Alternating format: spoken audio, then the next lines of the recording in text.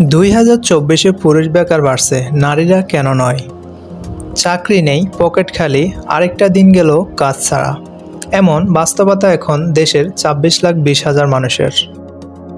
বাংলাদেশ পরিসংখ্যান ব্যুরোর নতুন জরিপ বলছে 2023 সালের তুলনায় বেকার বেড়েছে 1,60,000।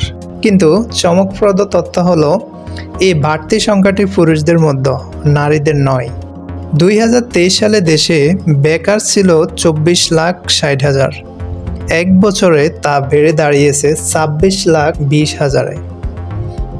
এর সবটাই এসেছে পুরুষদের ঘাড়ে, কারণ পুরুষ বেকার বেড়ে হয়েছে 18 লাখ, যেখানে নারী বেকারের সংখ্যা একই রয়েছে 8,20,000। অর্থাৎ নারী বেকারত্ব স্থির থাকলেও পুরুষদের চাকরি হারানোর হার বাড়ছে।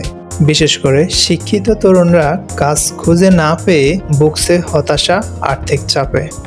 তাহলে প্রশ্ন হলো, পুরুষরাই কেন বেশি ঝুঁকিতে? বিবিএস জানায়, যারা বিগত 7 দিনে 1 ঘন্টাও কোনো মজুরিভিত্তিক কাজ করেননি কিন্তু কাজের জন্য প্রস্তুত ছিলেন এবং খুঁজেছেন, তাদেরই ধরা হয়েছে বেকার হিসেবে। জরিপ করা হয়েছে 2024 সালের শেষ কোয়ার্টার পর্যন্ত।